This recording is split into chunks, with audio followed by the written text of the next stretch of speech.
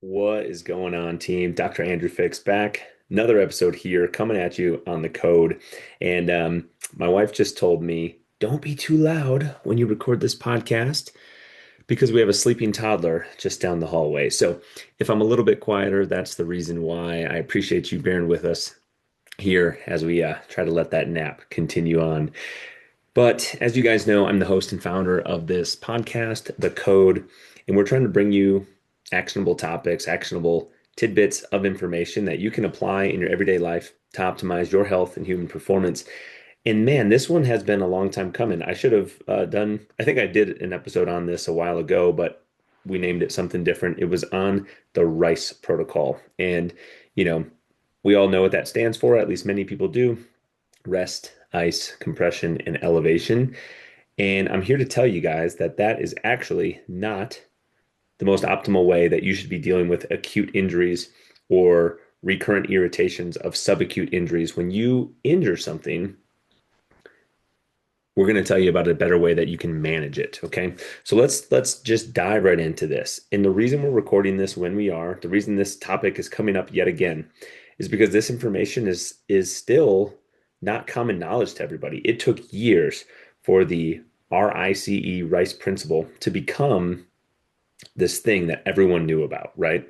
Well, it's going to take a while for this new information to, supplant that, right? To kick that off the pedestal and place itself up higher for everyone to see.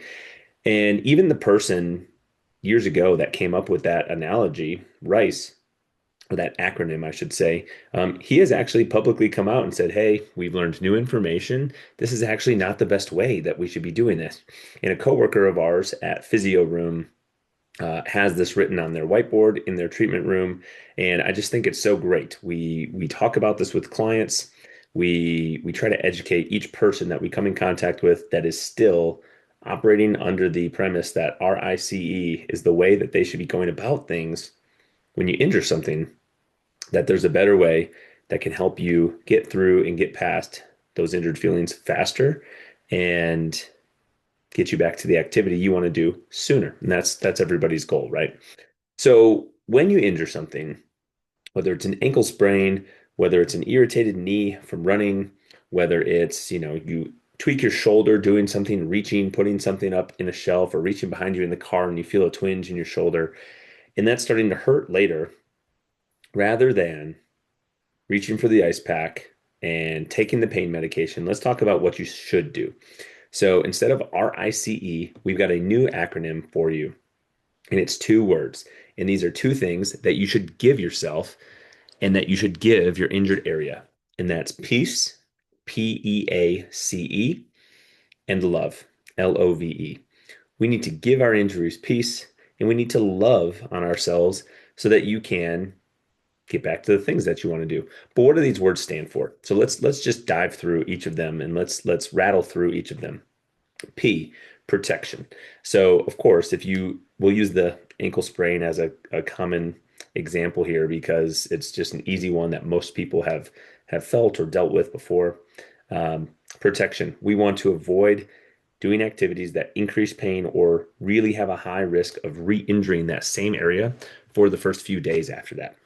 So in the case of an ankle sprain, what might you do? That might mean you are, walking on even terrain instead of on trails and uneven terrain. That might mean you're wearing shoes that have a wide, flexible toe box as opposed to like a high heel or something, right? Or something that's really squishy and foamy because it's easier to roll your ankle in those than a more firm platform or a wide and flexible shoe that really allows your foot to feel the ground. That might mean you're putting an ankle brace on, right? One of those lace up style ankle braces or something. Or if you're in the presence of an athletic trainer or something, maybe you're getting your ankle taped, right? So we need to protect that injured area so that it doesn't get injured any more than it already is. Well, if we're not going to ice and things, how are we going to manage any potential swelling that is there? The E stands for elevation. So still totally relevant to elevate the injured thing. If that's an ankle, of course, lie down, get your foot up. If that's a hand or wrist, of course, get that elevated a little bit harder in the case of like a hip or something. But in those areas, it's not quite as important to elevate because the purpose of elevating like the ankle or something is to try and help promote blood flow back towards the center of the body. And of course, our hip is already kind of pretty close to the center of the body. So, anyways, if we can get that elevation higher than the heart, that's what's going to help really promote that reduction in swelling and inflammation that's going to take place. Not that we don't want that to take place, but we don't want it to just pool, right? So, in the case again of an ankle sprain, if it's starting to really swell, if you can get that foot elevated up, not just seated, elevated on a chair, but literally lying down, getting that leg up so that there is an angle where the blood flow can reflow back down to the center of the body. A for peace, avoid anti-inflammatories. I know that it is very common to reach for the bottle of ibuprofen or Aleve or Advil or whatever word you want to have on this bottle. If we can avoid reaching for the bottle of anti-inflammatories and we can avoid icing, we're going to allow the body to start the natural healing process and healing progression. If we take those things, if we ice, if we take anti-inflammatory medications, NSAIDs, just know that you are basically trading one thing for another. You're trading some symptom relief, pain relief, and reduction in swelling for quicker healing, right? The term that I like to use a lot is you are effectively kicking the can down the road in terms of letting that injured area heal. You're delaying the healing process from really getting going. We need the inflammation. We need the the inflammatory mediators and the healthy nutrients from the bloodstream to come to that injured site. We need the macrophages. We need the collagen being dropped off. Like we need all of the things that are going to travel to the injured tissue site through the bloodstream without any inflammation. That we know that that's just not happening, right? If we're going to delay and restrict blood flow getting to that area, we're going to delay healing, plain and simple. So, if you have to absolutely take those things because you can't move, you may get some pain relief from those things, ice and anti-inflammatory medications, but just know you're delaying the healing. So if your pain or the symptoms you're dealing with are not so bad that you feel like it is absolutely like paramount that you need those things, I would avoid them because you're going to heal quicker in the long term. C, compression. So still obviously very relevant to reduce inflammation and get that swelling in the blood flow to continue flowing through the area and not pooling, like we mentioned. We want blood flow, we don't want pooling. So what might that look like? That might look like some sort of an elastic bandage wrap. If you're a client of ours in the office at Physio Room, you may remember using something called voodoo floss, or maybe you have one of those of your own. It's a black, there's a red version as well, but it's a black compression wrap that you can use to wrap up that injured ankle, injured knee, elbow, whatever it is, move the area while that's on, and then that can help promote breaking up any little adhesions that are forming, flushing the blood flow through there because you are effectively like restricting it and tourniqueting it slightly while it's on. But then when you pop that off, because you're only going to leave that on for a few minutes, you're going to really allow this like dam breaking effect to rebound the blood flow through there and flush that area, get the nutrients to it to be dropped off so that it can start healing the tissue. That might be an ACE wrap or something similar. That could be a compression sleeve, right?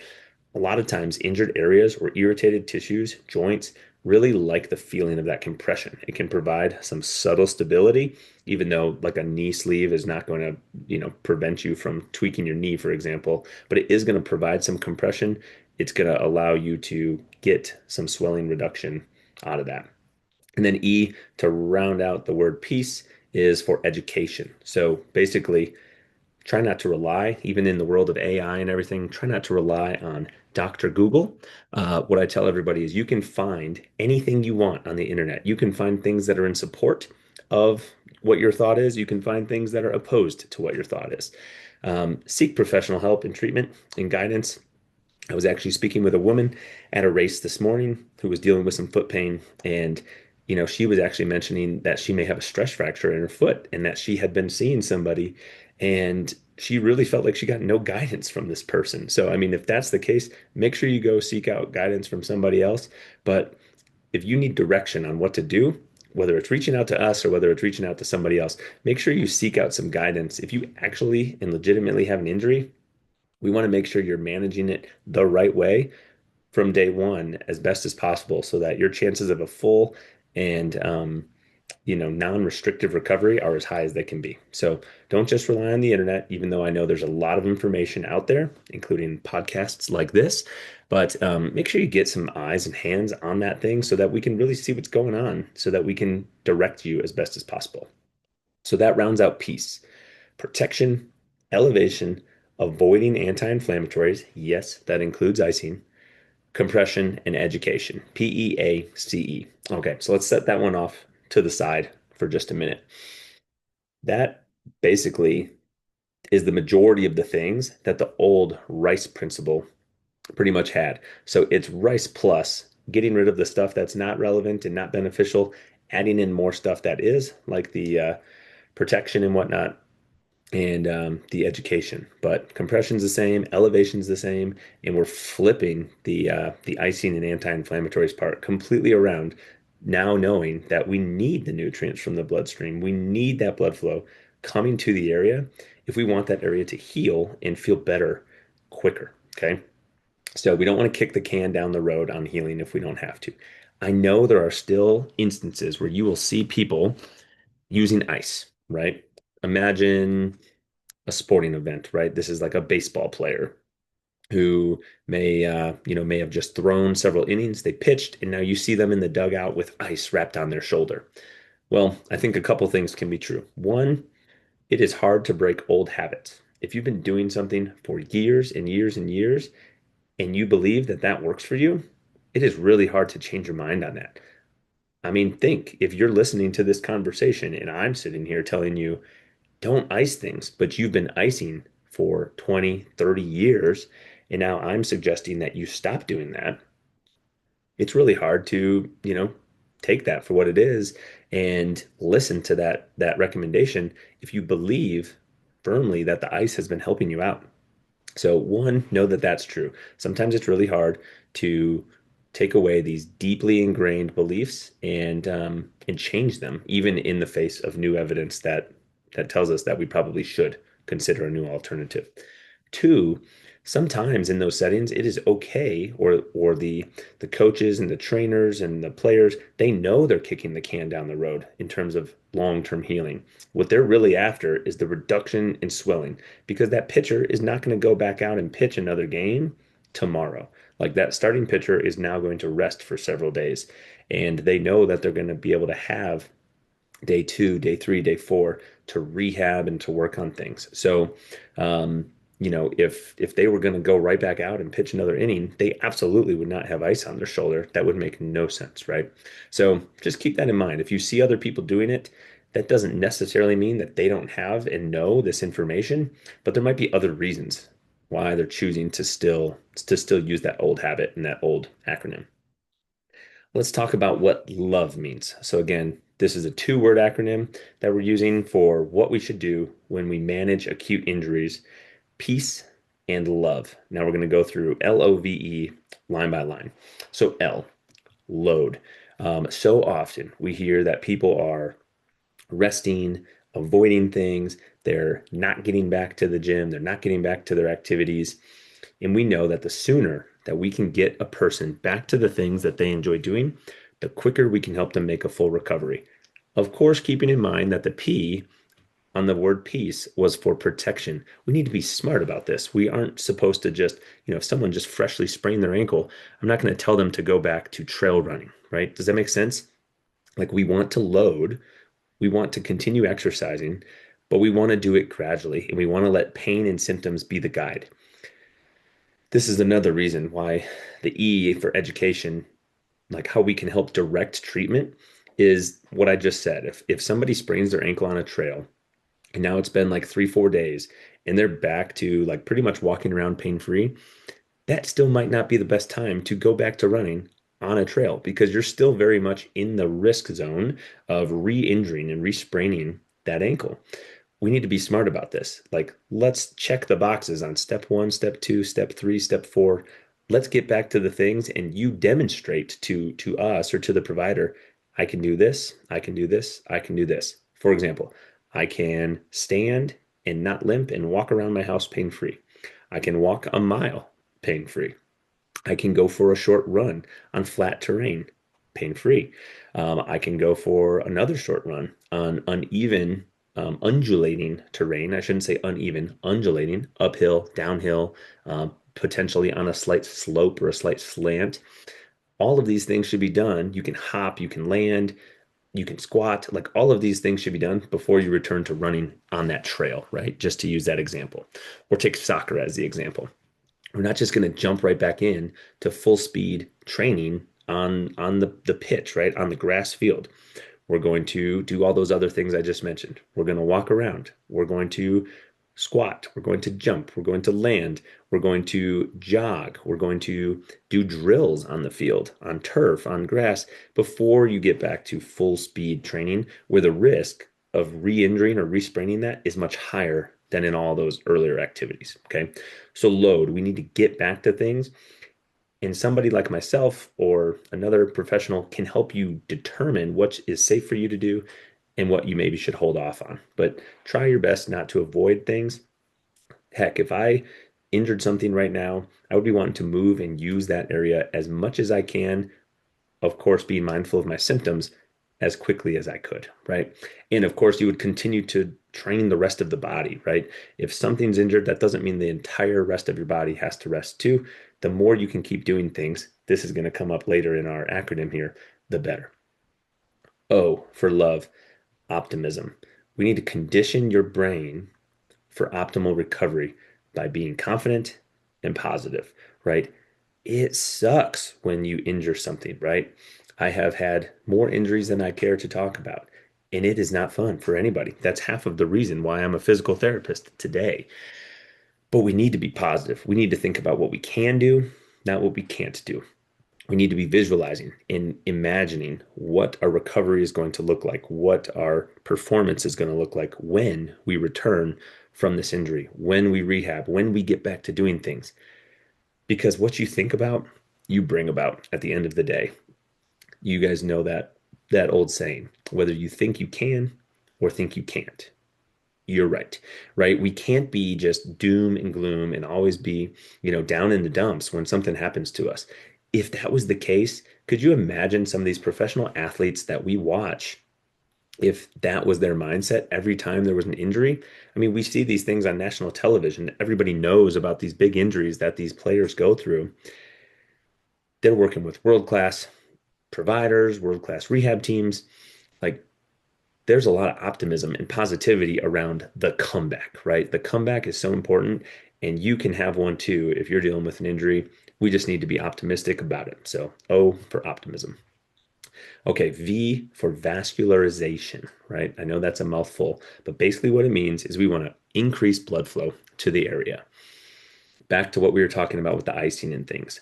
Icing is going to delay and restrict blood flow by vasoconstricting those vessels and slow down the rate at which blood flow can get to that injured site. We want to do activities that promote blood flow through there, but again, not promoting the pooling.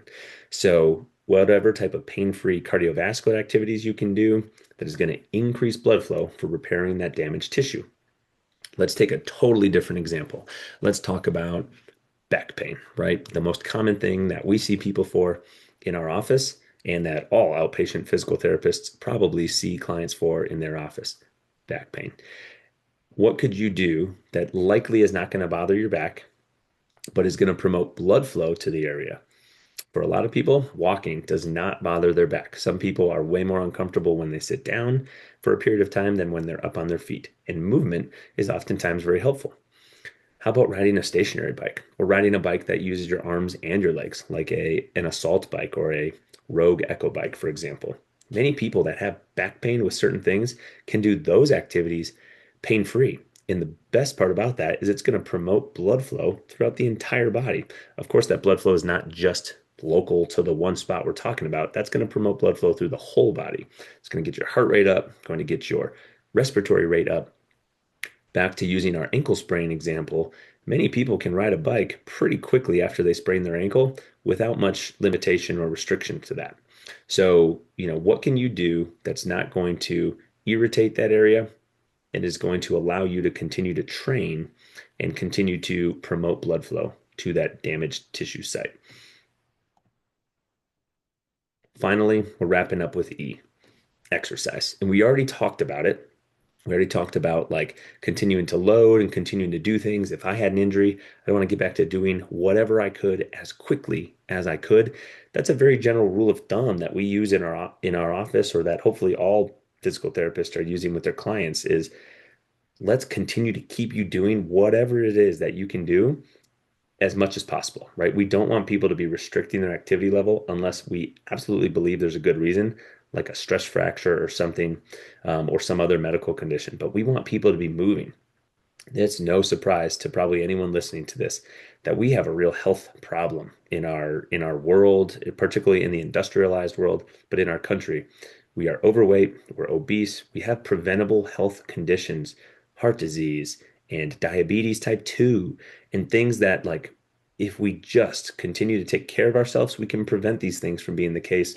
Of course, the marketing, the advertising dollars, the big pharmaceutical industry, these things are not helping us, but you can help yourself by just continuing to exercise. The more we can restore the mobility, the strength, and the motor control, the proprioception of that area by doing active recovery things, the quicker that area is going to feel better and the quicker you will get back to the things that you want to do. Proprioception, if that's a new word for you, is basically just your ability to, that joint's ability to understand where it is in space and have control. We talk about the nervous system a lot and having neuromuscular control, or you'll hear us use the term motor control. Think of like a balancing activity or a landing activity, or having resistance on you and you're holding and stabilizing something. That's a little bit different than just strength of lifting and doing reps. And of course, that's different than mobility. But we need all of those things to fit together for the puzzle pieces to really help complete the full picture and complete the puzzle of recovering from an injury and getting back to the activity that you want to do. So let's run through these: load, optimism, vascularization, and exercise. Okay. Continue to move, get that tissue doing whatever it can without increasing the symptoms and the pain. Be positive about with yourself and with your situation. We use this acronym CTC, control the controllables. Once that injury happens, as hard as it is to not just sit there and dwell on, well, if this and I should have done that, it just doesn't help you, right? And I know I've been there. I have a hard time with that myself. But the more we can be optimistic, the better our outlook is going to be. Get blood flow, vascularization, and exercise. To wrap us up, let's run through all of these one more time. Ditch the RICE protocol. Instead, if you deal with an injury, we're going to do peace and love. We're going to give it peace and give it love. Protection, elevation, avoiding anti-inflammatories, compression, education. Load, optimism, vascularization, and exercise. It's as simple as that. I don't necessarily expect you to remember all 9 of those words, but what I do expect you to remember is if you are dealing with an injury, especially if you're not sure what you're dealing with, make sure you get it checked out by somebody so that they can point you in the right direction. And then, generally speaking, we want to control the swelling by doing things like compression and elevation and active movement. We want to be positive and we want to get back to our activity as quickly as we can while protecting that injured tissue area so that we don't re-sprain it or re-injure it again. That does not mean we're not getting back to the thing, to the activity that you injured it during. That is absolutely the goal, but we want to use that injury as a learning opportunity, right? If you sprained your ankle, well, was there room potentially for having stronger muscles around the hip, having stronger muscles around the ankle? Does your running gait need to be analyzed? Like sometimes there are reasons why we have an injury in the first place. Some things are very preventable, excuse me. Other things, like a freak incident happening in a football game, you get like rolled up on during a tackle or something. Some things aren't that preventable, right? And that's part of what comes with doing sports and doing fun activities is our body is our vehicle to do those. Sometimes our body is going to need a little bit of TLC because of an injury or breakdown that occurred. But if we can think about like what's the learning moment here in this injury, you a lot of times can wind up better after the fact than you ever were before. Many people come back even stronger, even faster after they've dealt with something because of learning about the body and the system and how it works. So just keep that in mind. When something comes up in the future, make sure you reach out if you have questions. Make sure you follow these 9 steps to really peace and love your injuries. I appreciate you guys listening to this episode of The Code. I hope it was valuable for you. I hope you learned something beneficial during this one.